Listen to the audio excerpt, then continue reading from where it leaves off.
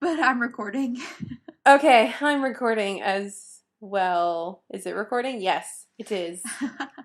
Excellent. Da, da, da, da, Da, da, da, da, da, da, da.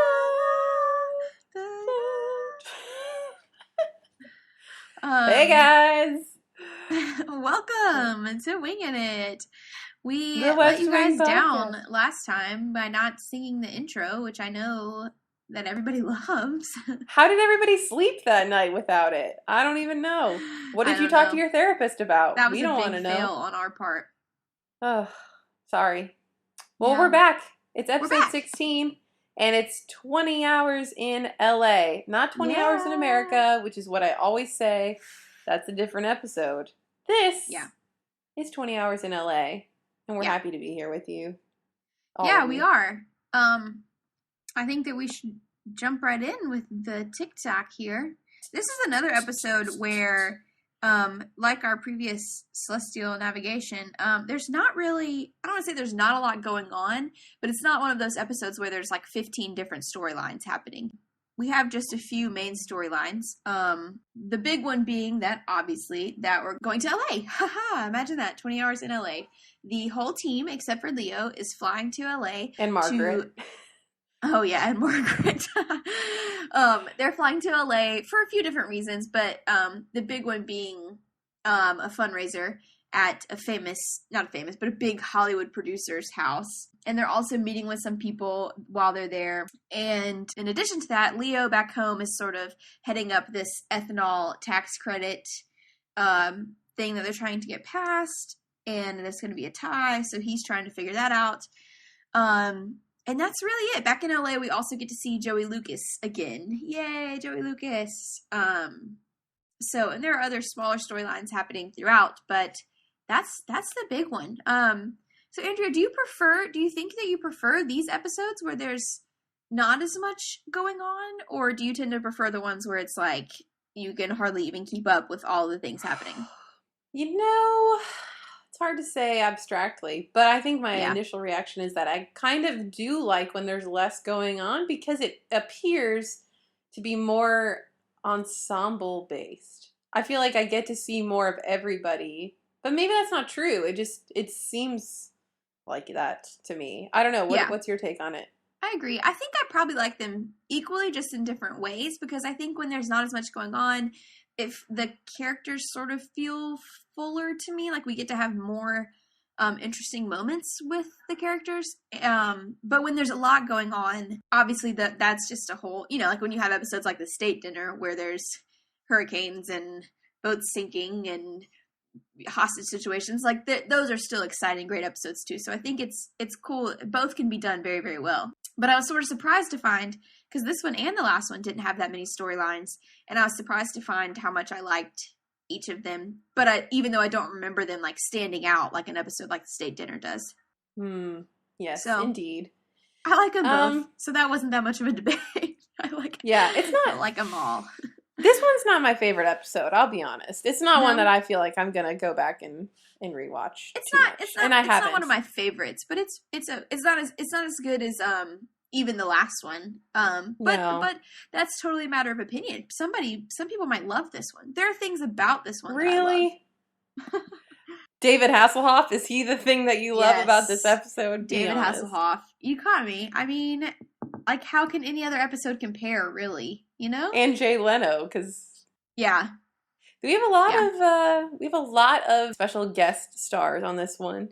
I do want to point out that what's the guy's name whose house it is? Ted Marcus. Yes, is that right?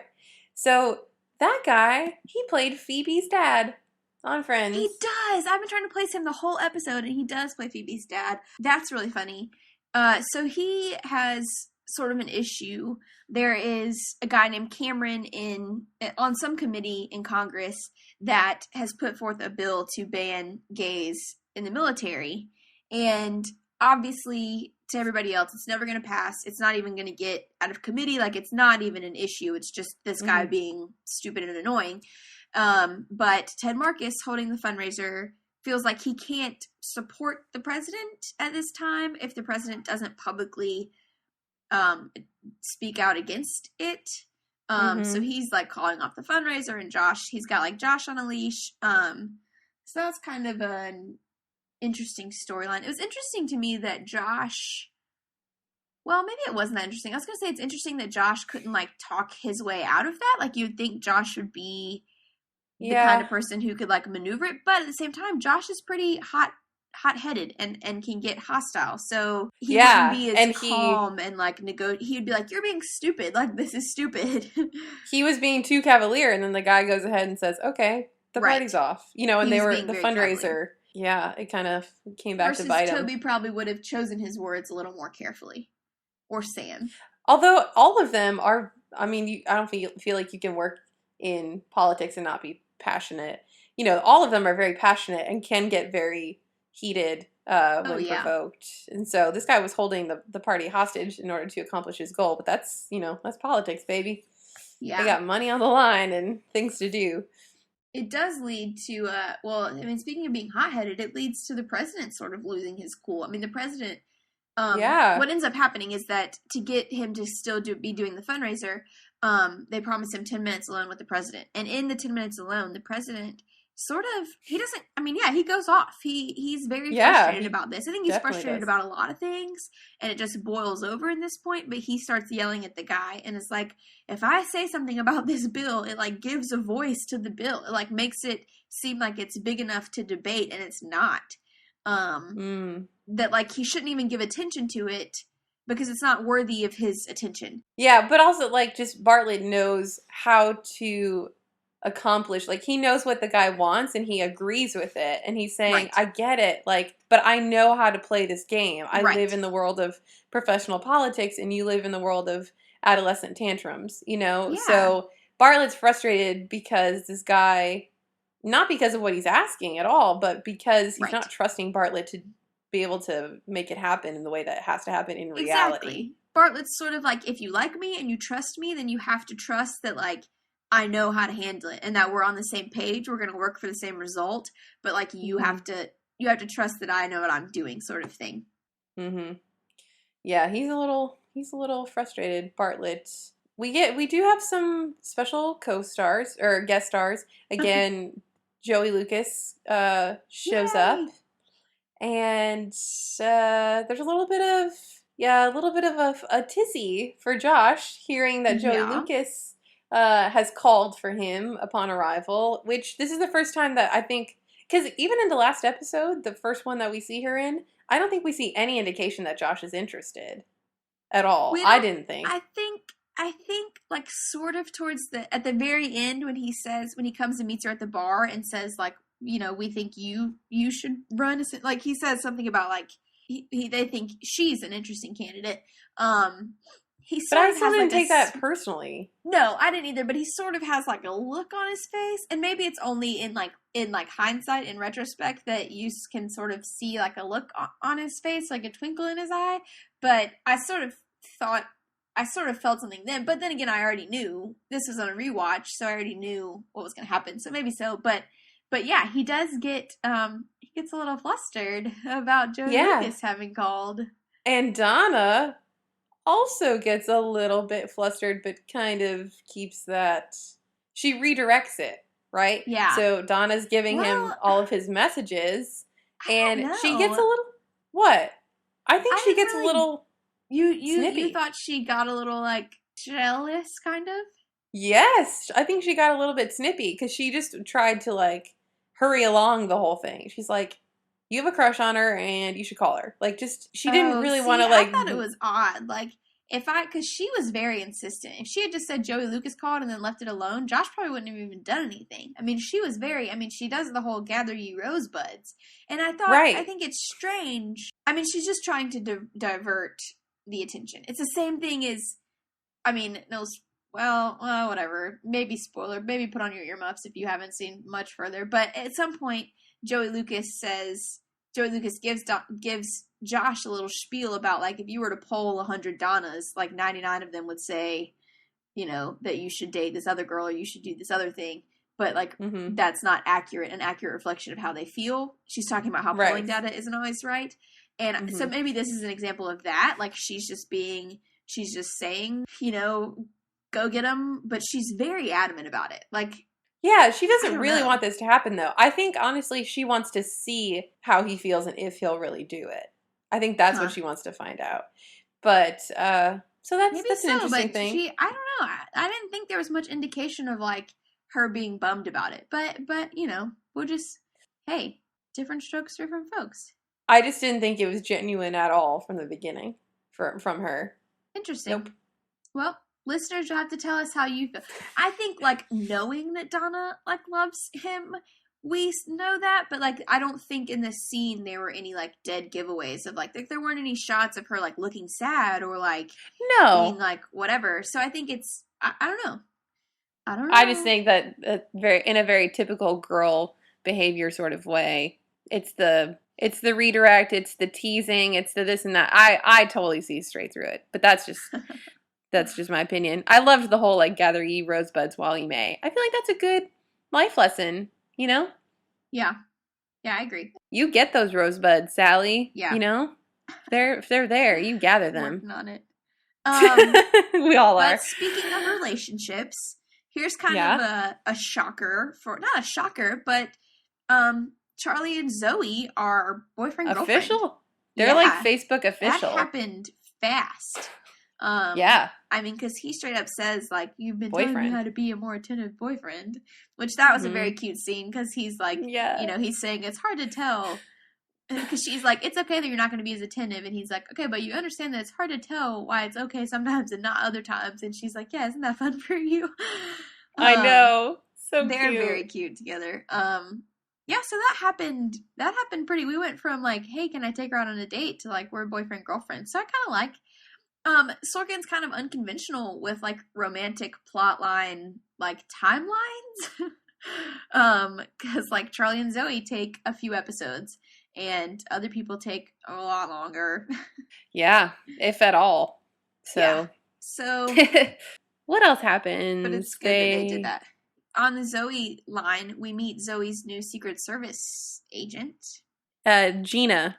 Her name's Gina, and she was on the ER. Do you remember her from ER? No, but I remember her from CSI. She's like the main girl on CSI forever. Oh. Nice. I'm on her IMDb page right now. Back like in the day when CSI was like new and like the first of its kind, sort of. Wow, she was on 295 episodes of CSI. Yeah, is CSI still on the air? Yes. She's still on it. Wow. All right. She's been in episodes this year. The actress name is Georgia with the I was so funny. It's Georgia with a Jorja, and I went to read it as though it was going to be some sort of like Czech name or something European. I was going to have to, and I was like, oh, that's Georgia. It's just spelled different. So anyway, there you go. We meet her. Yeah, we meet her, and in the same scene, we also find out. We get the sense. I guess it's not really like explicitly said, but we get the sense that there have been some threats. Yeah, Bartlett says there have been letters. Yeah, and he just sort of asks where they think they're coming from and all that kind of stuff. And he's basically grilling her and making sure that she's prepared. And she says that she knows what to look for in a crowd. And then we see that later they're leaving lunch, and she sort of gets a bad vibe. And we have several like Secret Service moments throughout the series, and I just think about like, man, what a tough job that would be to like you have to be so aware all the time, and not just like aware, but like searching for anything. That would just be a tough thing to do. I know. I wouldn't want to live like that. Yeah, it would be very stressful. I feel like half the time you're well, I guess, you know, like security, I feel like a lot of the time you're bored, right? And at the other end of the spectrum, like you're always on alert. So there's like no extreme that sounds terrible to me. I feel like. Yeah. I'm so glad that people do that, honestly. I am too. I'm glad that there are people who are, because I just think about that when she's like scanning the crowd, that it's just so not my mindset to, like, I would just be walking out and like talking and like not paying, which is obviously why I'm not a Secret Service agent. But it's interesting. I'm so glad that there are people's minds who do work like that and who can kick into that mode in a heartbeat. because it's just, it would be so difficult in the huge crowds the president works with to be picking out little things. So it'd be stressful. Yeah, for sure. Oy vey. So that's an interesting thing. And then that storyline sort of keeps going, that people are not happy that Zoe and Charlie are together. So, people are dumb. They're very, very dumb. Yeah. Okay, so then Bartlett has to do some of these meetings while he's out there, right? So he's in a large meeting about a flag burning amendment. And I thought, and I'm just double checking online because I didn't want to start naming people that aren't actually in the episode, and I think I was wrong. I thought that was Buster from Arrested Development. I thought one of the speakers was Tony Hale, but I can neither confirm nor deny that. So that's probably not true. However, there's someone else who's speaking. No, there's not someone else who's speaking. But I thought it was funny that Bartlett was like, is there a big flag burning epidemic that's going on? Like, all of these people are gathered to try to get him to pass this, like, anti-flag burning amendment. Yeah. And it's just like, what? Why are we spending time on this? Yeah. I'm on the same page with Bartlett. Obviously, clearly, we don't want people burning the flag. But, like, is that happening a lot? I appreciated Bartlett's response to that. But then that continues, right? So he decides he wants to crash Zoe's, like, one moment of normalcy. She wants to go out to get some tacos or something at this place, and he's like, I'm gonna go to lunch with my daughter. So it actually, like, closes out the whole place, and it's, you know how it happens. Yeah, and they're really obsessed with sorry, keep going, but they're really obsessed with the guacamole. Yeah, it was funny because Bartlett doesn't let Toby in the limo because he mocked the fact that he wanted the guacamole made at his table, and Toby's like, no, I didn't. He's like, yeah, but you were thinking it, and Toby's like, yeah, he didn't even mock it out loud. He's like, you were mentally mocking it, and Toby's like, yeah, okay, fair enough. Yeah, that's hilarious. So great. But then while Bartlett's having lunch with Zoe, right? And then he's like, well, you guys go meet with Kiefer, this guy, this pollster dude that everyone's been trying to dodge this meeting, apparently. Yeah. And so he has senior staff sit down with him, and this guy goes off on, like, all these polling numbers about how Bartlett's not a strong leader and that he would have so much more support if he were to, like, kind of do the opposite. He's like, do you know how many people support flag burning? Like, you could totally change your image if you, like, run on this platform. Like, it's completely ridiculous. And then there's a great line, I think, that Toby says, and I'll just drop in this audio clip because I feel like this was a good notable quotable from this episode. You're smiling. I just figured out who you were. It's going to say Satan. No, you're the guy who runs into the 7-Eleven to get Satan a pack of cigarettes. There you go. 7-Eleven. Crazy man. Crazy man. I don't know that, like, it's interesting because Joey Lucas later in the episode sort of knocks down this guy's theory about, it would be so popular. Because that's what I was thinking. I was like, I mean, yeah, like, I don't want anybody burning the flag, but, like, I don't care that much. Not I don't care that much about it, but it would not sway my vote. Because also I don't think there's going to be a presidential candidate that's like, yeah, let's burn the flag. So, like, it isn't that important. So it's good that Joey Lucas sort of knocks down that guy's logic later in the episode. And Toby, like, loves her because of it. But then, at the very end of the episode, plot twist, so Josh finally gets up the nerve to, like, go see her. Donna's, like, heating, like, go see her before you leave. So he goes down to her room, and this doofus guy, Kiefer, he's the one who opens the door. He's, like, backing up with Joey Lucas. Yeah. I was not thrilled about that. I mean, obviously we're not supposed to be thrilled about that, but it could have just been, like, any handsome stranger. It stinks that it had to be that guy that, like, we're clearly not supposed to like, and now he's with Joey. Like, it just, I don't know. It just goes to show that smart girls choose doofus boyfriends or dates, and it's just true to life. It's not just us. Maybe so. It's real. I don't know. It's weird. The struggle is real. Yeah, it was just like, because we like Joey so much, so then for her to be with someone that's just like meh. I don't know. Whatever. So back at the party, fun fact. First of all, I liked the cameos. David Hasselhoff's there. Jay Leno's there. Jay has a great line about, can you have the president run into the tree on his bike again? Which is a throwback to the pilot, which is fun. And because that's exactly what Jay Leno would say in real life had that actually happened. And Donna is flirting with David Hasselhoff.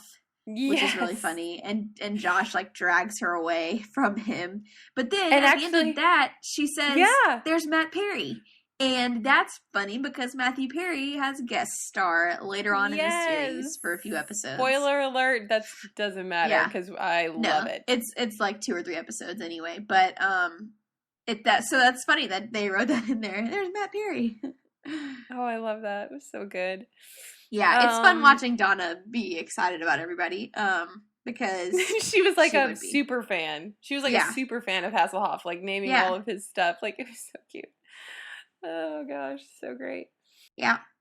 What else about the party? I mean, I guess everybody's trying to get CJ to make a development deal, right? It's LA, so they just kind of play up a lot of the like LA factors, and she's like, what's a development deal? Like, and then Sam says that, like, they offered him the same thing and he doesn't know what it means, and she comes back at the end and she's like, I think I just signed a 3-picture deal, and they're like, what's that? I mean, it's just funny, like, Hollywood speak. Well, and the guy offering the development deal was kind of, I mean, he's just ridiculous because she's clearly asking, like, okay, explain what this is, and he's just like, development.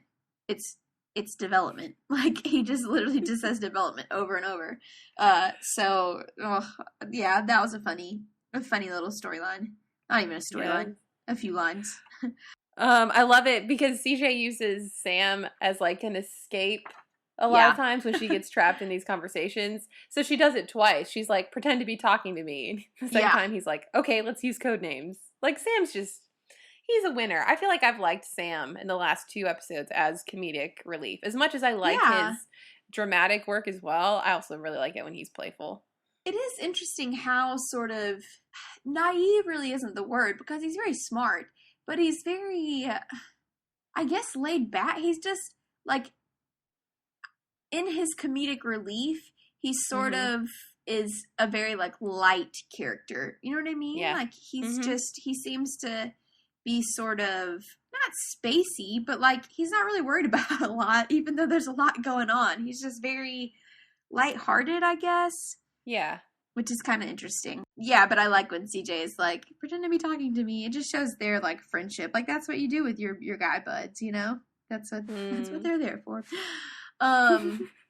So, back in DC, we have an interesting storyline going on that the ethanol tax is 50-50, and Leo has called in the vice president because he's going to have to go in and vote and break the tie. Or not vote, but he just breaks... Actually, I don't know how that works.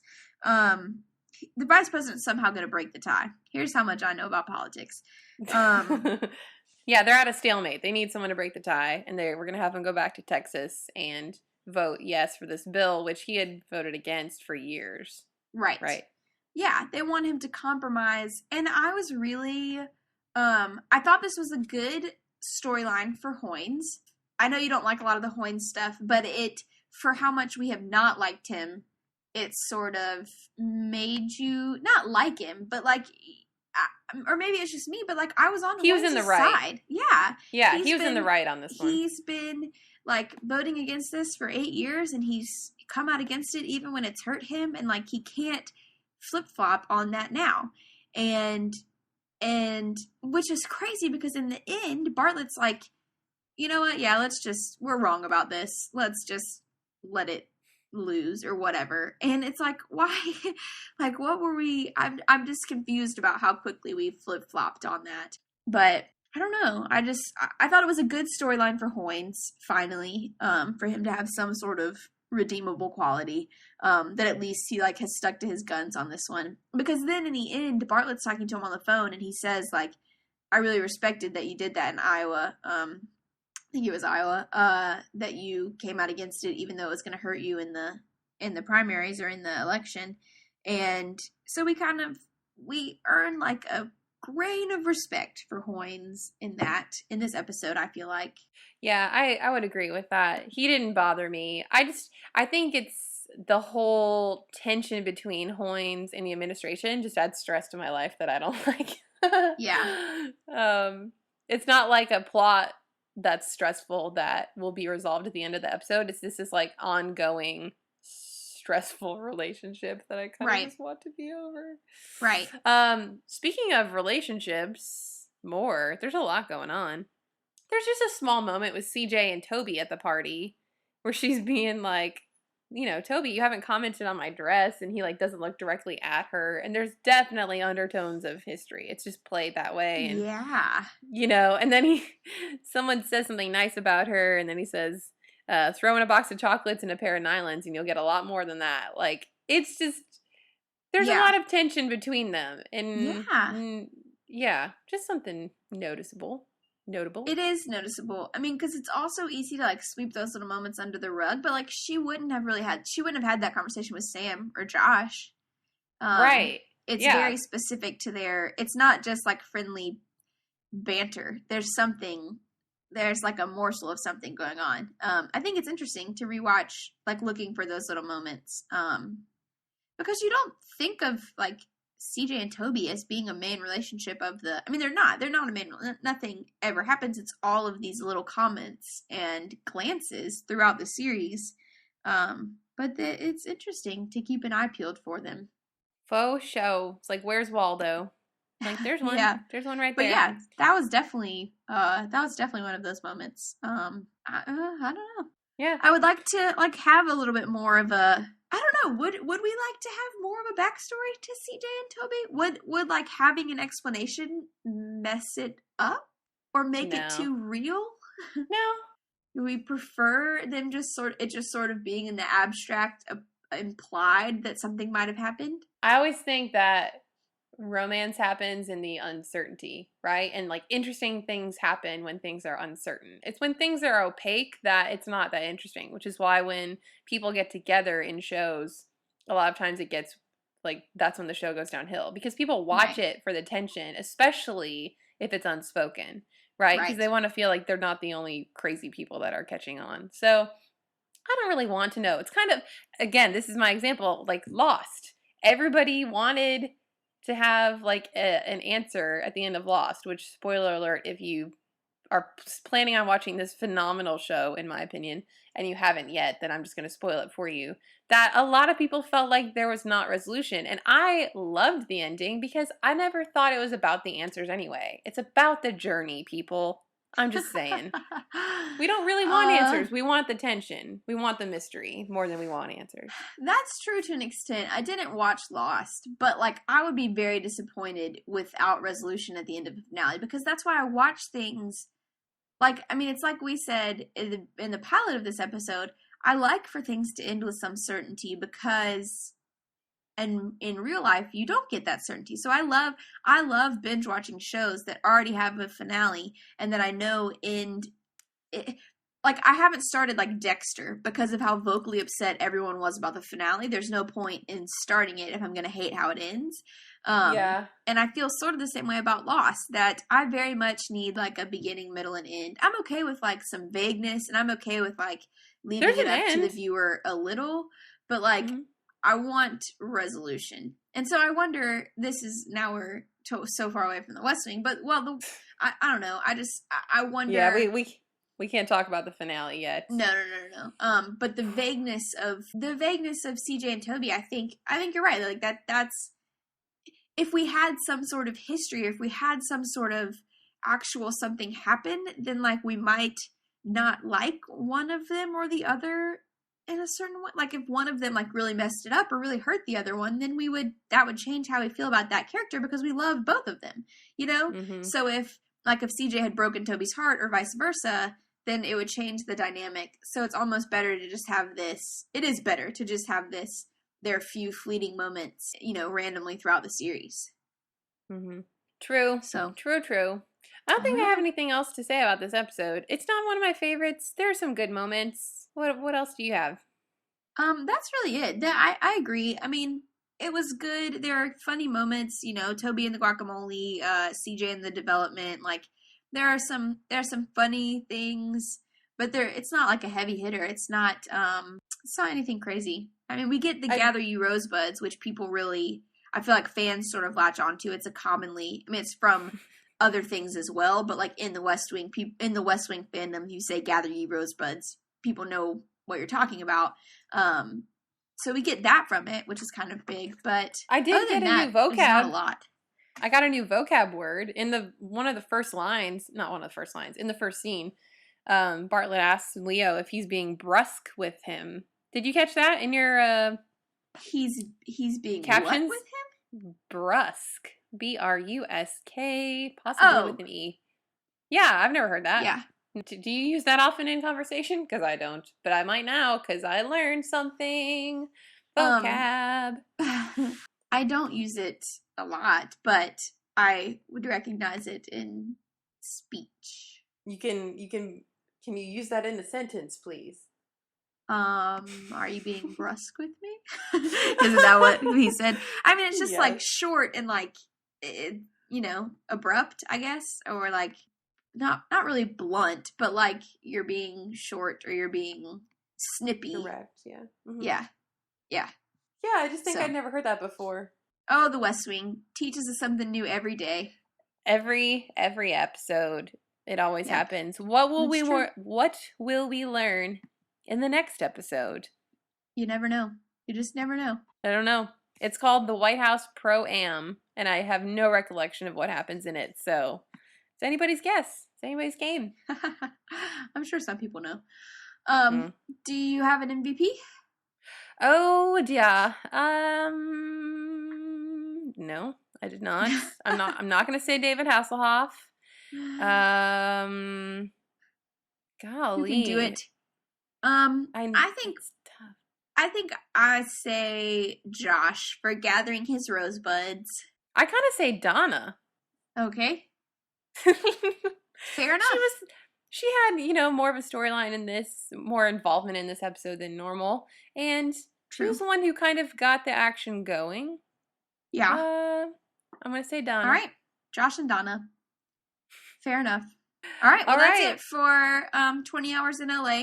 So we'll see you guys next time. We'll catch you on the flip side. Tweet at us. Email us. TheWestWingPodcast at gmail.com. Definitely email. We have loved hearing from people, and we would love hearing more from you. And we will write back to you. Yeah, and we'll read things. We'll read the notable things on the podcast airwaves. So send us your thoughts. We're going to figure that out. So we're especially on the next episode that we have coming up, the White House Pro-Am, and we'll talk to y'all about it later. All right, bye. Bye.